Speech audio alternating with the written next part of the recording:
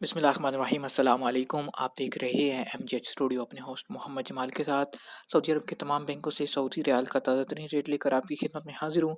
अगर आप भी जानना चाहते हैं इस वक्त सऊदी अरब के बैंकों में सऊदी रियाल का क्या रेट चल रहा है और कौन सा बैंक पाकिस्तान या इंडिया के लिए सबसे ज़्यादा सऊदी रियाल रेट दे रहा है, इस वीडियो को आखिर तक ज़रूर देखिए।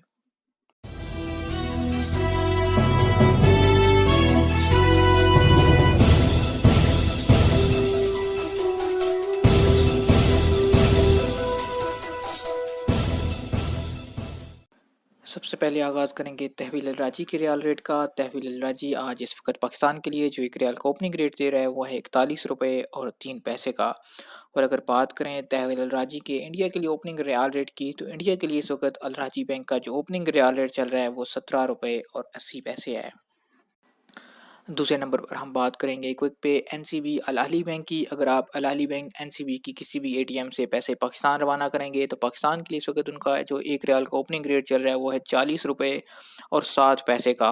और अगर बात करें इंडिया के लिए एनसीबी क्विक पे अल अहली बैंक के रियाल रेट की, तो इंडिया के लिए इस वक्त जो ओपनिंग रियाल रेट चल रहा है अल अहली बैंक का वो 17 रुपये और 63 पैसे चल रहा है।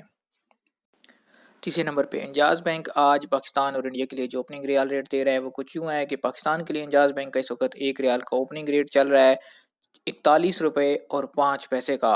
और अगर बात करें इंडिया के लिए इंजाज़ बैंक के ओपनिंग रियाल रेट की, तो इंडिया के लिए इंजाज़ बैंक एक रियाल का ओपनिंग रेट दे रहा है 17 रुपये और 82 पैसे का। आखिर में बात करेंगे हम फौरी बैंक की। फौरी बैंक से अगर आप पैसे पाकिस्तान रवाना करेंगे, तो आपको जो एक रियाल का ओपनिंग रेट मिलेगा वो मिलेगा 41 रुपये और 23 पैसे का। और अगर बात करें फौरी बैंक के इंडिया के लिए ओपनिंग रियाल रेट की, तो इंडिया के लिए फौरी बैंक आज जो इस वक्त एक रियाल का ओपनिंग रेट दे रहा है वो है 17 रुपये और 98 पैसे का। आज तक के लिए इतना ही दोस्तों, मिलेंगे कल एक नई वीडियो के साथ। उम्मीद करता हूँ हमारी आज की वीडियो पसंद आई होगी। इसे वीडियो को लाइक कीजिए, कमेंट कीजिए। अगर आप चाहते हैं रोज़ाना इसी तरह रियल रेट मिलता रहे, हमारे चैनल को सब्सक्राइब कीजिए।